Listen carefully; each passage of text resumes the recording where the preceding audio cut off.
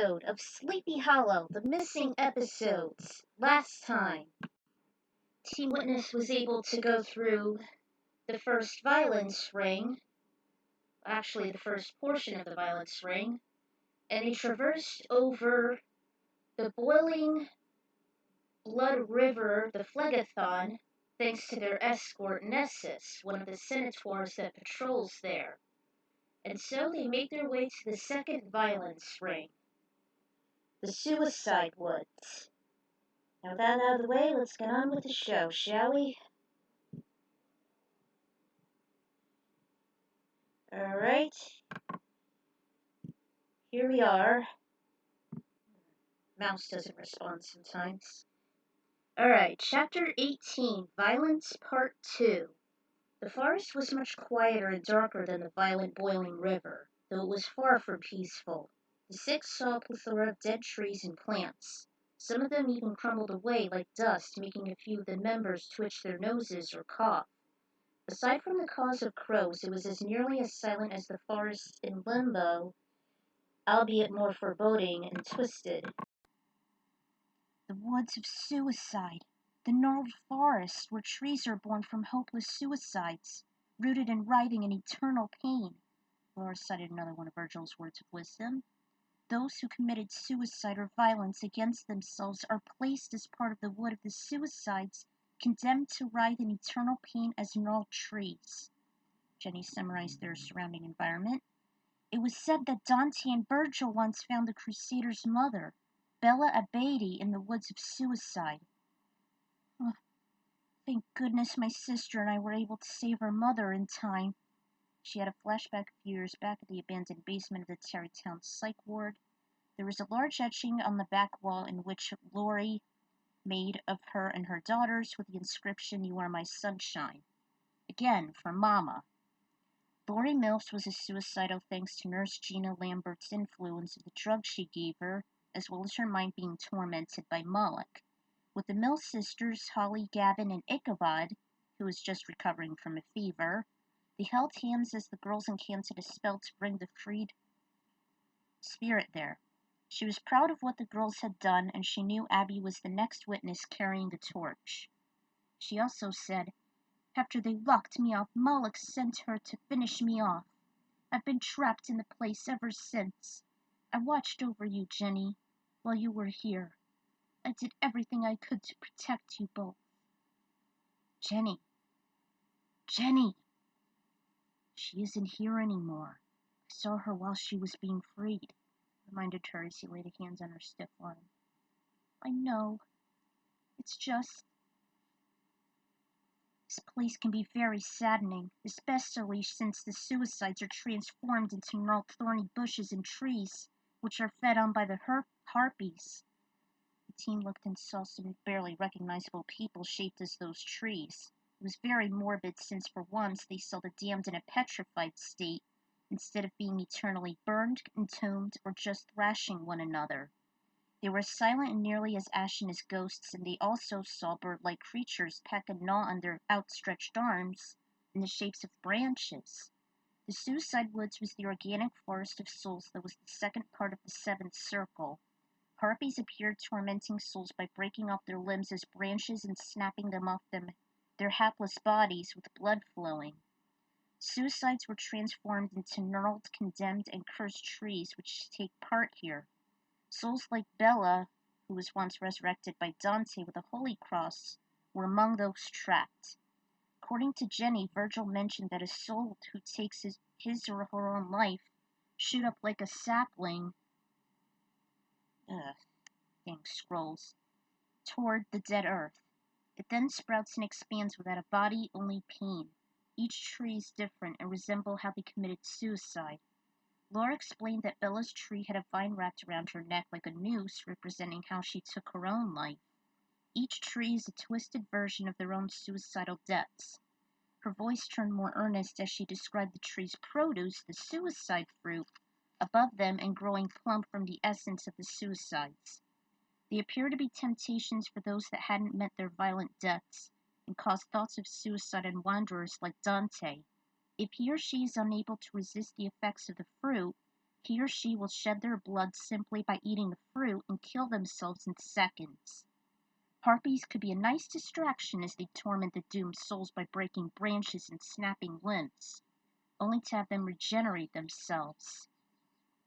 This is why we should never consume any fruits or drink what the afterlife bears. Gavin quickly grabbed her hand. Jenny, you can't. Can any of these souls talk, or even notice us? Or are they just inanimate? According to legend, the suicide trees can't speak unless the tree is injured and bleeding. Ironically, since they ended their lives with physical violence, they now depend on the same physical violence to communicate. They can only speak for as long as the blood flows. Their original bodies aren't actually found in the trunk and head, but rather in the branches of the tree. But they stay no more than lifeless corpses. As he was sneaking around, Jake accidentally snapped a twig. Oh, how I deserve this. More pain and agony for my immortal soul. The others followed his gaze. There stood a skinny maiden. And that's actually from Blair Witch 2, by the way. Erica. I once took innocent lives while I was under the enticing spell of Tristen in the Blair Witch. I always thought she was a benevolent spirit, not one for bloodshed.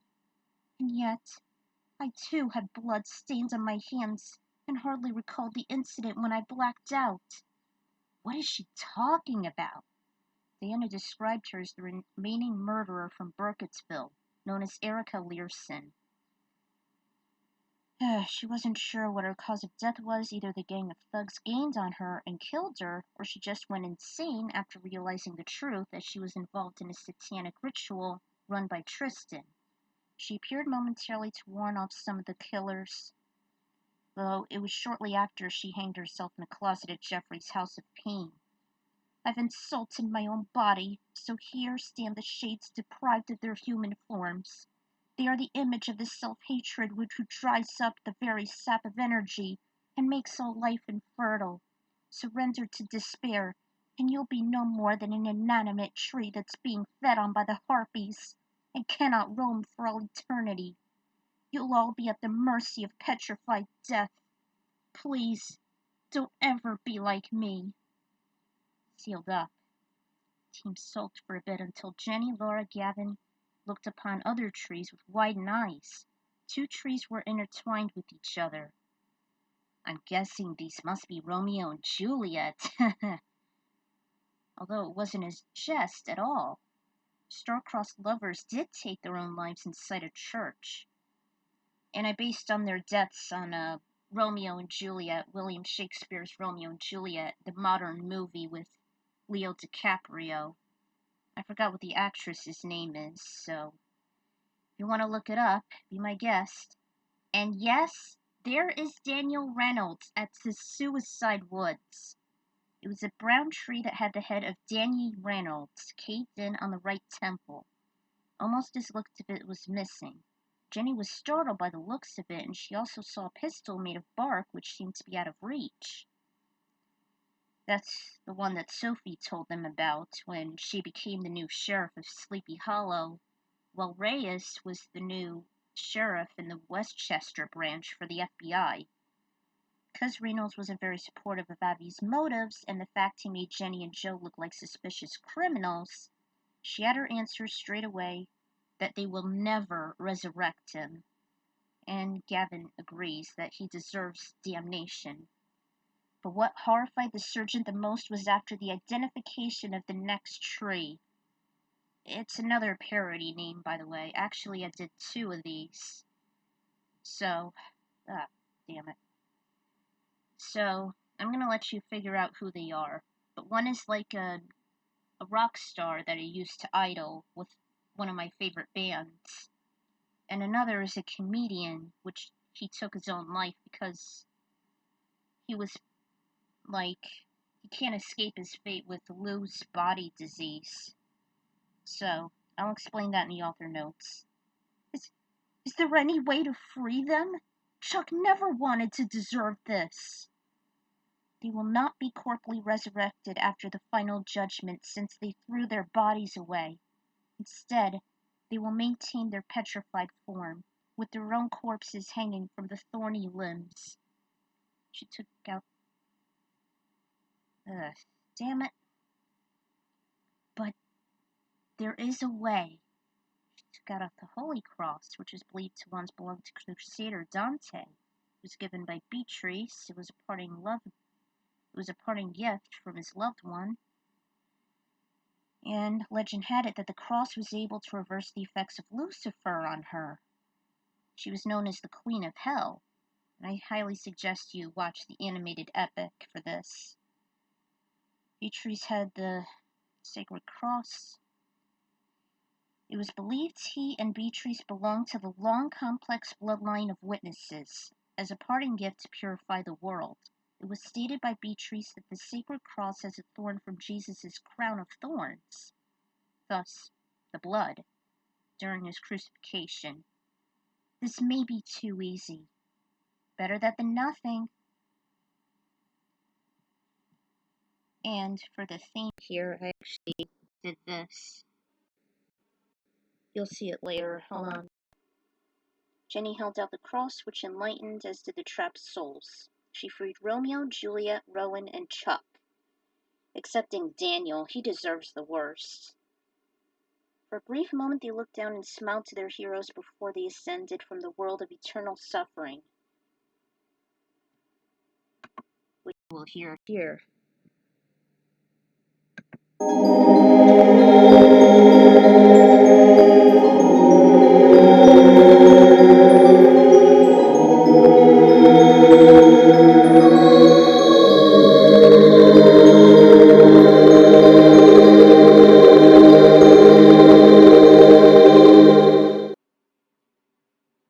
So, there you have it.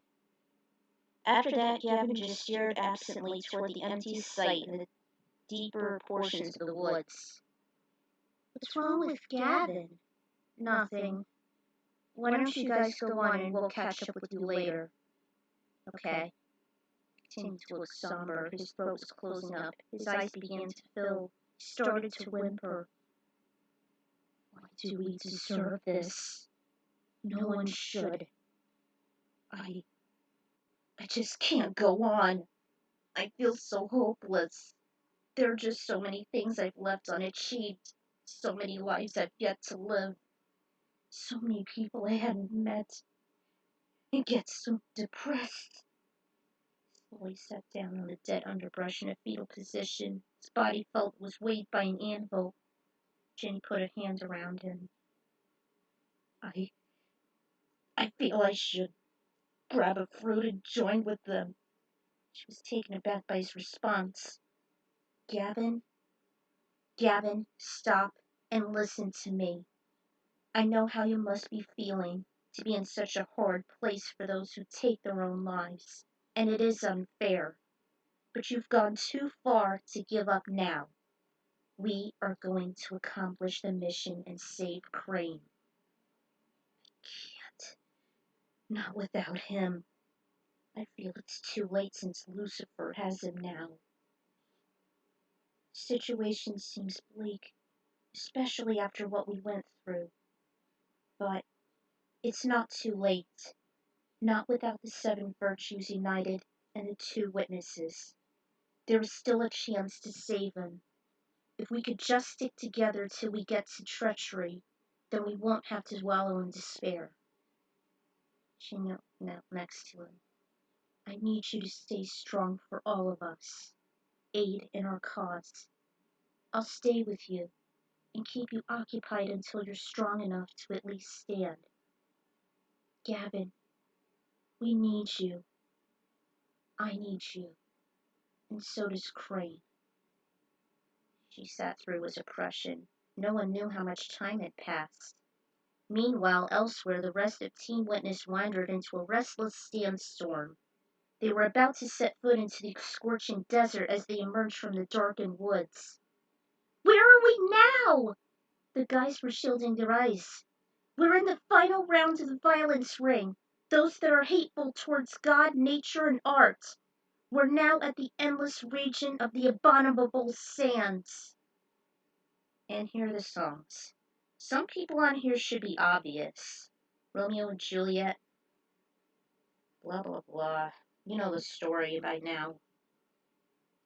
Alright, here's the, whatchamacallit, the, parody names.